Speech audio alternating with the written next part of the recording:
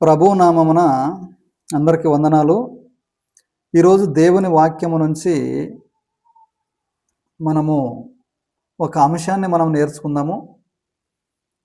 అంశము పేరేమిటంటే దుర్దినములు ఏవి అని మనం మొదటి భాగం మాట్లాడుకున్నాము. ఇది రెండవ భాగముగా మనము మరికొన్ని వచనాలను మనము చూసుకుంటూ ముందరికి వెళదాము. ప్రసంగి ఇక్కడ మనం 12వ అధ్యాయం నుంచి మనము 5-6 వచనాల వరకు మనకి స్పష్టంగా మానవ శరీర ఆకారం గురించి ఆయన వివరిస్తూ ఈ దుర్దినాలు అనేటువంటివి మానవ జీవితానికి ఆరంభమవుతాయి. అవి ఆరంభము కాక మునుపే మన దేవుడైన ఆ సృష్టికర్తను మనము అంగీకరిస్తే మన జీవితము చాలా క్షేమముగా ఉంటుంది. మనము క్షేమముగా చనిపోతాము. మనకి దేవుడు ఎంతైతే ఆయుష్కాలం ఇచ్చానో ఆ ఆయుష్కాలాన్ని మనము క్షేమముగా ముగించుకొని ప్రభువు దగ్గరికి మనము వెళ్ళిపోతాము అని రాస్తూ, ఒకవేళ మన ఇష్టానుసారంగా మనము ఈరోజు జీవిస్తూ ఎప్పుడు మనకు దేవుడు జ్ఞాపకం వస్తుందంటే శరీరం సహకరించకపోయినప్పుడు, అనారోగ్య పరిస్థితి వచ్చినప్పుడు, మనము దుర్దినం ఆరంభమైన తర్వాత అప్పుడు దేవుడు గుర్తుకొస్తాడు. కాబట్టి అప్పుడు దేవుడు నేను చెప్పిన మాట మీరు వినకపోతారు కాబట్టి మీకు అపాయం వచ్చినప్పుడు నేను నవ్వెదను అని మనము కొన్ని వాక్యాలు మనం చూసుకున్నాం కదా.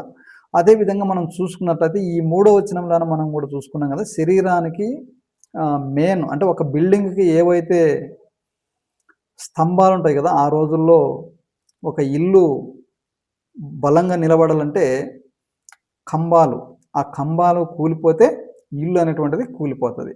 కాబట్టి ఇప్పుడు ఈ మానవ శరీరం అనేటువంటిది దేని మీద నిలబడిందంటే 2 కాళ్ళ మీద నిలబడింది. ఈ కాళ్ళు ఎప్పుడైతే బలము తగ్గుతుందో ఈ శరీరం అనేటువంటిది నిలబడలేదు కాళ్ళ మీద. కాబట్టి ఈ 3వ వచనంలోన అదే చెప్తాడు. ఆ దినమున ఇంటి కావలి వారు వణుకుదురు, బలిష్ఠులు వంగుదురు, విసరువారు కొద్దిమంది అగుట చేత పని చాలించుకొందురు. విసరువారు అంటే ఇప్పుడు బలిష్ఠులు అంటే కాళ్ళు అని చెప్పుకున్నాం కదా, కాళ్ళు ఉంటాయి అయినా మనం నిలబడలేము. అంటే మనము వృద్ధాప్యదశానికి వచ్చాము కాబట్టి ఎక్కువ శాతము నిలబడలేకపోతున్నాము. అప్పుడు మనం నిలబడాలంటే కూడా మనకి ఇంకొక వ్యక్తి సహాయం పడాల్సిందే. లేదంటే కదా కొంతమంది కట్టెపట్టుకొని నడుస్తుంటారు, వాళ్ళ పనులు వాళ్ళు చేసుకునేదానికి కట్టెపట్టుకొని వాళ్ళ పనులు వాళ్ళు చేసుకుంటే ఇప్పుడు వాళ్ళకు ఉన్నటువంటి 2 కాళ్ళు వంగిపోయినవి, బలిష్ఠులు వంగుదురు. కాబట్టి ఇంకొకరి సహాయం వాళ్ళకి చేయవలసి వస్తుంది. మరి ఆ విషయము కాకుండా విసరువారు కొద్దిమంది అగుట చేత పని చాలించుకుందరు అనేటువంటి విషయం అక్కడ ఉంది కదా. విసరువారు అంటే మన శరీరంలోనికి మనం తినే ఆహారాన్ని విసిరి లోపలికి పంపించినప్పుడు ఆ శరీరంలో ఉన్నటువంటి ఆహారం తొందరగా అరిగిపోతుంది. కాబట్టి ఈ ఏజ్ అనేటువంటిది మీద పడిన తర్వాత మన శరీరంలో ఉన్నటువంటి నోట్లో ఉన్నటువంటి పండ్లు కూడా ఊడిపోతాయి. కాబట్టి ఊడిపోయినప్పుడు మనం ఆహారాన్ని సరైనటువంటి విధానంలో మనం విసిరి లోపలికి పంపించలేము. కాబట్టి ఆ తినే తిండినే మనం తగ్గిస్తారు అని చెప్పి ఇక్కడ మాట్లాడు. విసురువారు కొద్దిమంది అగుట చేత పని చాలించుకొందురు అని అంటాడు ఇక్కడ. కాబట్టి మరి ఇక్కడ కిందికి ఇంకా మనము ఏం చెప్తారు చూడండి.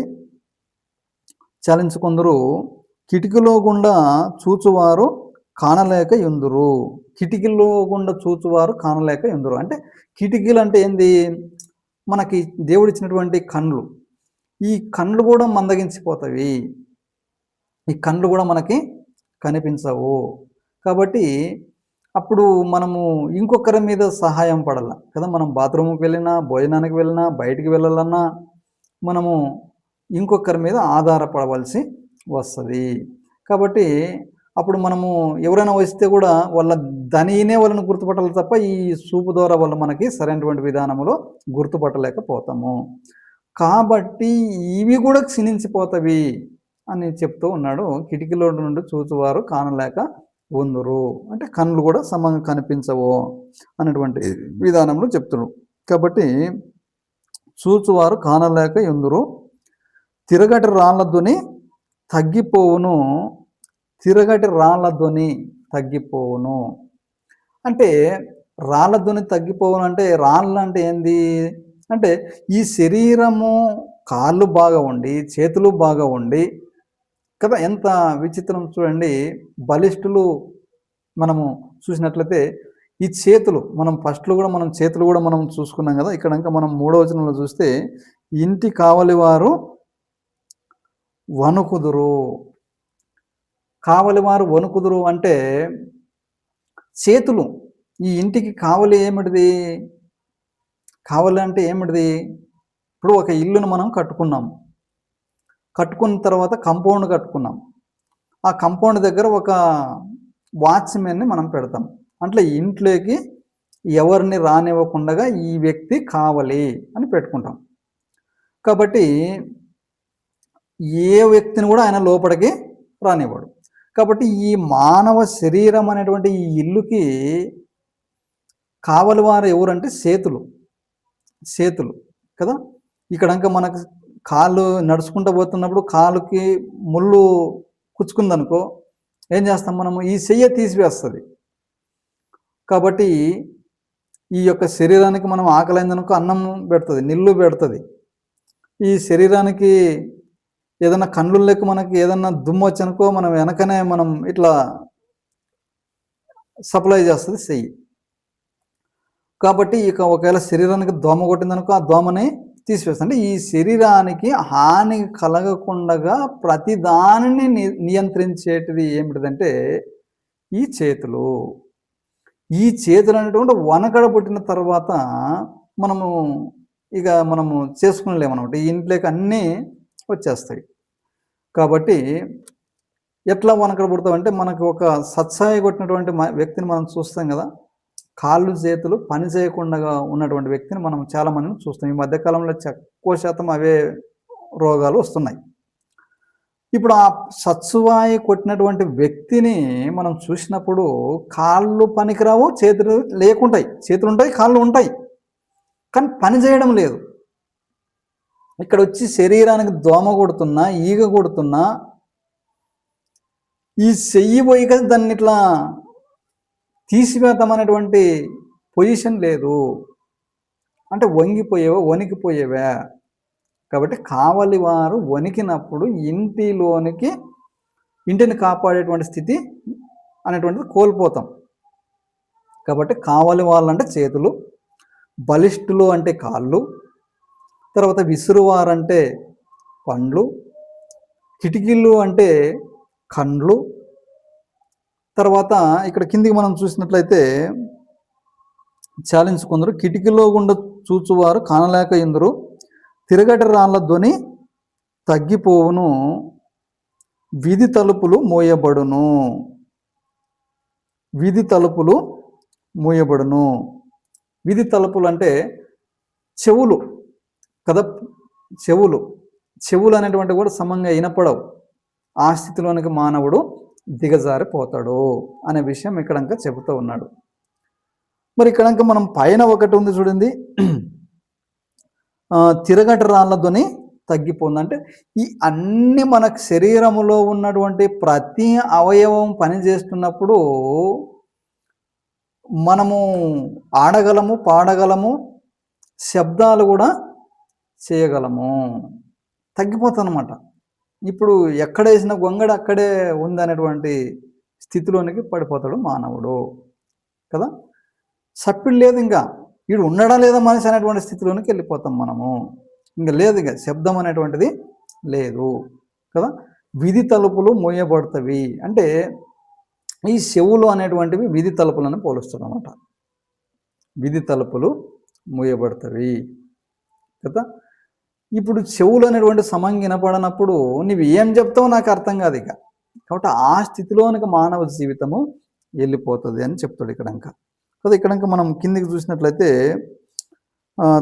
విధి తలుపులు మూయబడును, పిట్ట యొక్క కూతకు ఒకడు లేచును, సంగీతమును చేయు స్త్రీలు నాదము చేయు వారందరూ నిశ్శబ్దముగా ఉందురు కదా. సంగీతము చేయు స్త్రీలు నాదము చేయి వారందరూ నిశ్శబ్దముగా ఉందురు.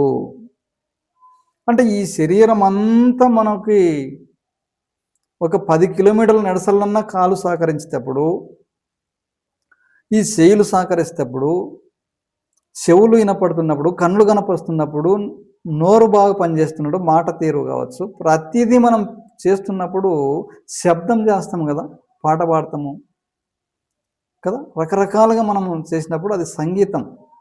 సంగీతం సంగీతం అనగానే మీరు ఇప్పుడు ఉన్నటువంటి వాయిద్యాలు వాయించడం అనేది కాదు, మనము మాట్లాడేదే సంగీతం, మనం పాడేదే సంగీతం.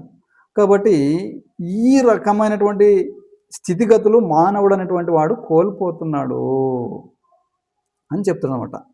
సంగీతము చేయు స్త్రీలు నాదము చేయు వారందరూ నిశ్శబ్దముగా ఉంచబడుదురు, ఎత్తు చోటులకు భయపడుదురు,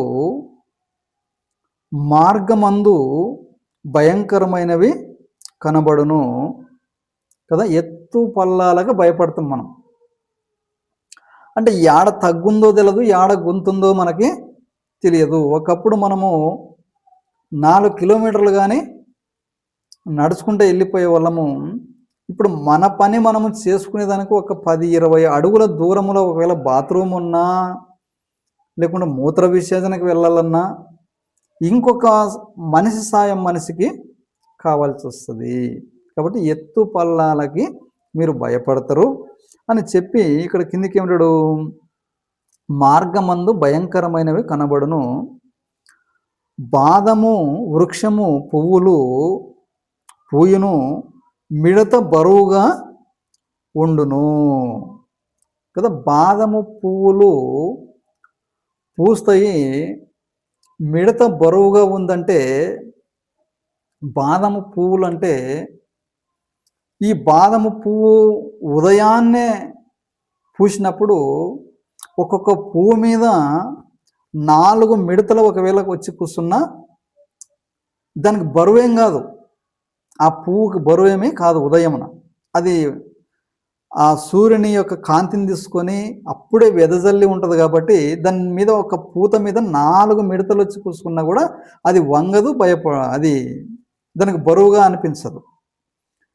కానీ ఎప్పుడైతే అది సాయంకాలానికి దాని మీద ఒక్క మిడత వచ్చి కూర్చున్నా కూడా అది ఇట్లా వంగిపోతుంది. అంటే సాయంకాలానికల్లా ఆ యొక్క పువ్వు ఏమైపోయేదంటే వాడిపోయి వంగేటువంటి స్థితిలోకి వచ్చేది. ఎప్పుడైతే దాని మీద ఒక్క మిడత పోయి కూర్చున్నా కూడా ఆ యొక్క పువ్వు అనేటువంటిది ఆ బరువుకి వంగిపోతుంది అనేటువంటి విషయాన్ని ఇక్కడ చెబుతున్నాడు. చూడండి, ఒకసారి మళ్ళీ చదువుదాం. చూడండి, 5వ వచనం, ఎత్తు చోట్లకు భయపడుదురు, మార్గమందు భయంకరమైనవి కనబడును, బాదము వృక్షము పువ్వులు పూయును, మిడత బరువుగా ఉండును కదా.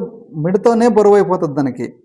బుడ్డ బుసర కాయ పగులును, ఎలా అనగా ఒకడు తన నిత్యమైన ఉనికి పట్టుకు పోవుచున్నాడు, వాని నిమిత్తము ప్రలాపించువారు వీధులలో తిరుగుదురు కదా. ఎంత విచిత్రం చూడి, బుడ్డ బుసర కాయ పగులును, ఎలా అనగా ఒకడు తన నిత్యమైన ఉనికి పట్టుకుపోవచ్చున్నాడు. బుడ్డ బుసరకాయ పగులును. బుడ్డ బుసరకాయ అంటే ఏంది? ఆశలు అనేటువంటివి క్షీణించిపోతాయి మనిషి లోపల, ఇంకెక్కడికి పోలేం మనం. అంటే మనిషికి ప్రతి మానవునికి ఒక ఆశ అనేటువంటిది ఉంటుంది. ఆ ఆశ అనేటువంటిది పగిలిపోతుంది ఇంకా కదా. మనకు ఆరోగ్యం ఉన్నప్పుడు ఎవరి దగ్గరకన్నా ఒకరు వచ్చి ఇంటర్వ్యూ చేస్తారు కదా, అప్పుడు మనం వింటాం కదా, ఇంటర్వ్యూలు చేస్తారు వచ్చి చేసి నీ జీవితంలో నీవేం సాధించాలనుకుంటావు అంటే, నాకు ఇప్పుడు ఇన్ని సంవత్సరాలు ఉన్నాయి, ఇంకా ఇన్ని సంవత్సరాల కల్లా నన్ను ఫలానిది సాధించాలని నా జీవితంలో అనేటువంటి ప్రయాస నాకు ఉంది, అంటే ఆశ ఉంది అని మనకి ఈయన చెప్తారు. అంటే ఒకరొకరికి ఒక ఆశ ఉంటుంది. కాబట్టి ఆశ లేడంటే వాడు మానవుడు కాదని లెక్క. అంటే ప్రతి మానవునికి ఏదో ఒకటి చేయాలని నా జీవితంలో అనేటువంటి ఆశ ఖచ్చితంగా ఉంటుంది. నాకు ఏ ఆశ లేదంటే వాడు మానవుడే కాదనేటువంటి విషయం. ఖచ్చితంగా ఆశ ఉంటుంది. మానవుడు అయిన తర్వాత ఆశ ఉంటుంది, ఉండి తీరల్లా. కాబట్టి ఈ బుడ్డబూసుకాయ అనేటువంటిది, ఆశ అనేటువంటిది ఎప్పుడు కోల్పోతుందంటే ఇంక అయిపోయాం మనము ఇవన్నీ సహకరించినప్పుడు ఇక ఆశ అనేటువంటిది ఇంకా ఉండదు. కదా. ఆశ అనేటువంటిది పగిలిపోతుంది, బుడ్డ బుసురుకాయ పగులును అని చెప్తాడు ఇక్కడ. అందుకే ఒకసారి మరోసారి చదువుకుందాం చూడండి. 5వ వచనము. ఎత్తు చోట్లకు భయపడుదురు, మార్గమందు భయంకరమైనవి కనబడును, బాదము వృక్షము పువ్వులు పూయును, మిడత బరువుగా ఉండును, బుడ్డబుసరకాయ పగులును. ఎలా అనగా ఒకడు తన నిత్యమైన ఉనికి పట్టుకు పోవచ్చున్నాడు, వాని నిమిత్తం ప్రలాపించువారు వీధులలో తిరుగుదురు. వ్రెండి తాడు విడిపోవును, బంగారు గిన్నె పగిలిపోవును, దారి యొద్దకుండా పగిలిపోవును, బావి యొద్ద చక్రము ఆగిపోవును, మన్నైనది వెనుకట వలనే మరలా భూమికి చేరును, ఆత్మ దాన్ని దయచేసిన దేవుని యొద్దకు మరలా పోవును. ఈ 7వ వచనం మనం పూర్తి వరకు చదువుకున్నాం కదా. ప్రసంగి గ్రంథం 12వ అధ్యాయము మొదటి నుంచి మనము ఈ 7 వచనాలకు మనము చదువుకున్నాం కదా. ఒక్కొక్క వచనంలో ఒక్కొక్క మానవుని గురించిన, దేహం గురించి గ్రంథకర్త వివరించుకుంటూ వచ్చాడు. మనం 5 వచనాలు మనం పూర్తి చేసుకున్నాం కదా. ఇప్పుడు 6వ వచనంలో ఏమంటాడు ఇక్కడ? ఇంకా వెండి తాడు విడిపోవును, బంగారు గిన్నె పగిలిపోవును, దారి యొద్దకుండా పగిలిపోవును కదా. వెండి తాడు అంటే ఏమిటిది? వెండి తాడు ఏంది? బంగారు గిన్నె పగిలిపోద్ది అంటాడు ఏంది? అంటే బంగారు అంటే మనము ఈ కంసలో వాళ్ళ దగ్గర తీసుకొని వచ్చుకున్నటువంటి బంగారు అమర్చుకుంటాం కదా, అది కాదు. దేనికోసం ఉంది బంగారు? ఈ సృష్టిలో బంగారు దేనికోసం ఉంది? మానవుని శరీరం కోసమే బంగారము ఉంది. ఇది లేకుంటే బంగారంకి వాల్యువే లేదు. కాబట్టి ఈ శరీరాన్ని తాడుతో పోలుస్తున్నాడు. ఈ శరీరాన్ని తాడుతో పోలుస్తూ ఉన్నాడు. వెండి తాడు కదా. ఇక్కడ మరోసారి చదువుకుందాం చూడండి.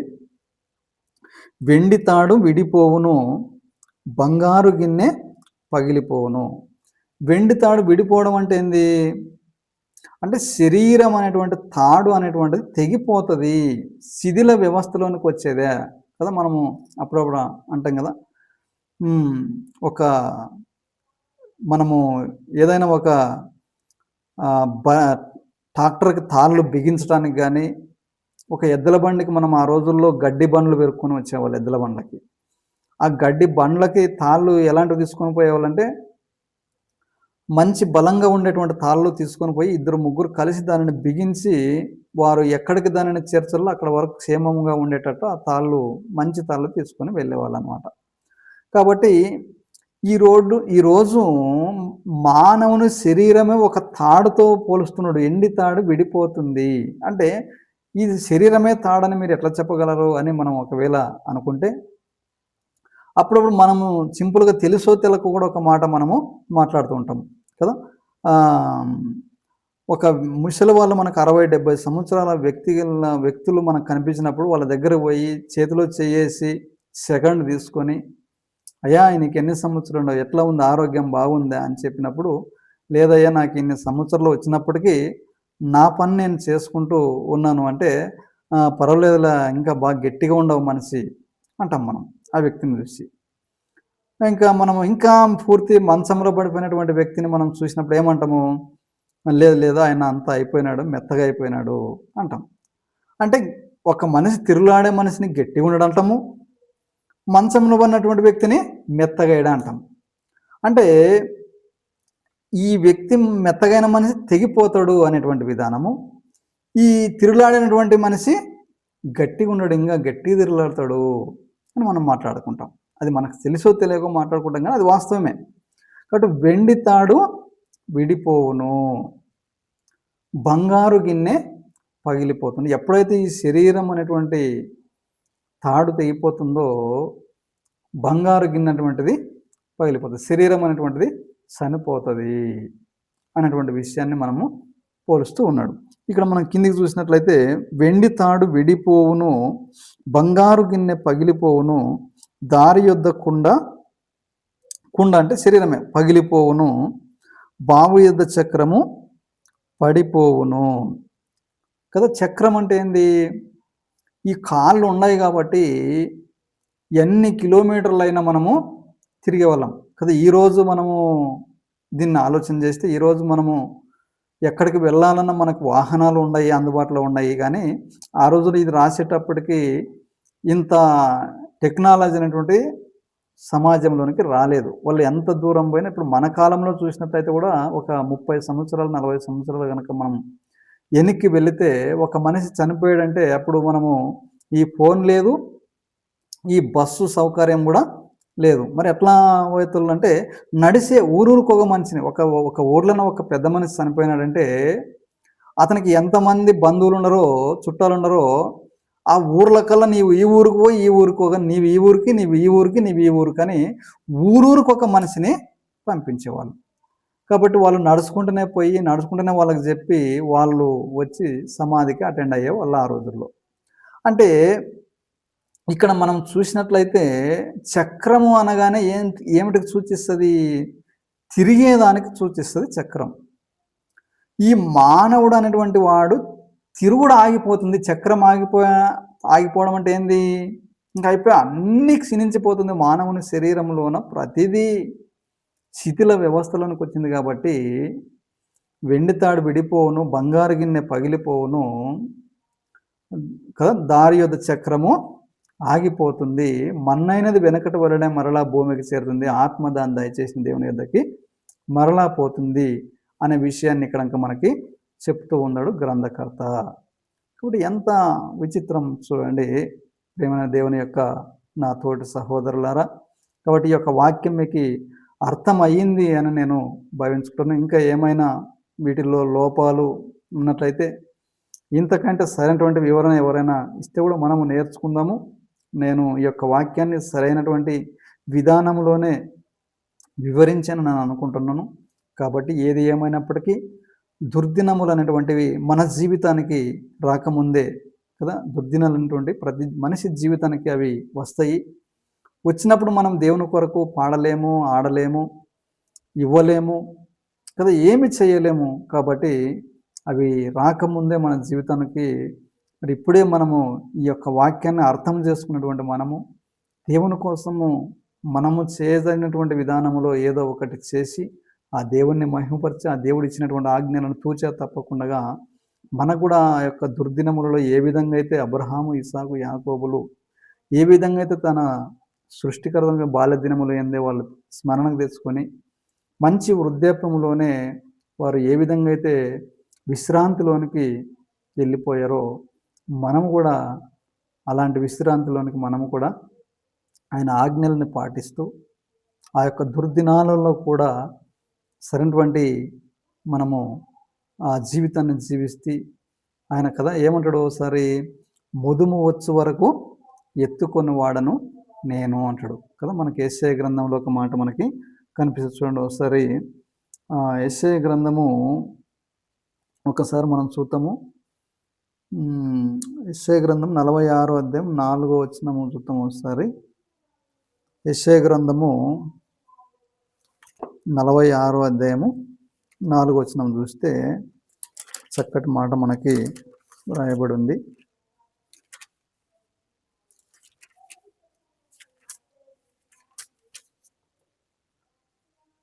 ముదిమి వచ్చు వరకు నిన్ను ఎత్తుకొని వాడను నేనే, తల వెంట్రుకలు నెరియు వరకు నిన్ను ఎత్తుకొని వాడను నేనే కదా. ఇక్కడ చూడండి, దేవుని చేతిలో మన జీవితం ఉంటే ఎంతవరకు ఎత్తుకుంటాడంట? ముదుము వచ్చే వరకు, అంటే తల నెరిసి వృద్ధుడు అయ్యే వరకు కూడా దేవుని చేతిలో మన జీవితం ఉంటే మనము క్షేమముగా మనము మన పితరుల యొద్దకి నిద్రించి చేర్చబడతాము. కాబట్టి మన మీద మనం ఆధారపడుకోవాల్సిన డబ్బు ఉన్నప్పుడు తిని తాగి ఎగిరి కదా, ఆటాడి పాటపాడి వృద్ధాప్యంలోనికి వచ్చిన తర్వాత దేవుని మీద మనం ఉన్నటువంటి సంతానం మీద మనము ఆధారపడినప్పుడు వాళ్ళు చూడొచ్చు, చూడకపోవచ్చు కదా. పేతురు అంటాడు, యేసు ప్రభు పేతురు అంటాడు కదా, నీవు యవ్వనుడివై ఉంటావు కాబట్టి నీకు ఇష్టమున్న చోటు దగ్గరికి నీవు వెళతావు, మరి నీకు వృద్ధాప్య వయస్సు అనేటువంటిది వస్తుంది, అప్పుడు నీకు ఇష్టము లేని చోట నిన్ను కూర్చొని పెడతారు అని చెప్తాడు. కాబట్టి ఏది ఏమైనప్పటికీ అది ఎంత డబ్బు సంపాదించినా ఆ స్థితిలోనికి దిగజారిపోయిన తర్వాత మనకి ఎంత డబ్బు ఆస్తి ఉండొచ్చు. కానీ మనకి ఎంత మనకి పిల్లలున్నప్పటికీ అందరికి మనము యాసరికొచ్చే విధానమే ఉంటది తప్ప, మరి అన్ని అట్లా ఉండదేమో అని నేను భావించుకున్నాను. కాబట్టి ఏదేమైనప్పటికీ మనుషుల మీద మనము ఆధారపడేదానికంటే, దేవుని మీద ఆధారపడి మన బాలైన దినములు ఏంది మనం సృష్టికర్తను స్మరణ చేసుకొని, మనం ఆయన చేతిలో మనకుంటే, ముదిమి వచ్చే వరకు నేను నిన్ను ఎత్తుకొని వాడను అని ఆయన హామీ ఇచ్చాడు కాబట్టి, ఇచ్చిన హామీ ఇచ్చినటువంటి దేవుడు ఆయన ఉన్నవాడు కాబట్టి, ఖచ్చితంగా ఆయన చేతిలో మన జీవితము క్షేమముగా ఉంటది. ఏ విధంగా అయితే అబ్రహాం మంచి ముసలితనములో మృతి పొంది, కాలము నింపుకొని తన పితరుల యొద్దకు చేర్చబడ్డాడో, మనము కూడా ఆయన దారిలో మనము కూడా నడిచి, ఆయన ఏ విధంగా అయితే ఆజ్ఞలు పాటించాడో, మనము కూడా ఆ ఆజ్ఞలు పాటించి, మనం ఇప్పుడే మనకు చేతిలో డబ్బున్నప్పుడు, మనం ఒంట్లో ఆరోగ్యం ఉన్నప్పుడు ఏదో ఒకటి దేవుని కొరకు మనం చేయదగినటువంటి పనిని చేసి, ఆయన్ని సంతోషపెట్టి, ఆయన్ని ఆనందపరిచి, మన జీవితాన్ని ఆయన చేతిలో పెడితే, ఆయన మన చివరి రోజుల్లో మనల్ని ఆయన చూసుకుంటాడు. కాబట్టి ఆయన ఎత్తుకుంటే క్షేమముగా ఉంటది. చాలా అద్భుతంగా ఉంటది జీవితం కాబట్టి, ఈ యొక్క వాక్యం మీకు అర్థమైందని భావించుకుంటూ, మరి ఇంతటితో ఈ యొక్క వాక్యాన్ని ముగించుకొని సెలవు తీసుకుంటున్నాను. అందరికీ వందనాలండి.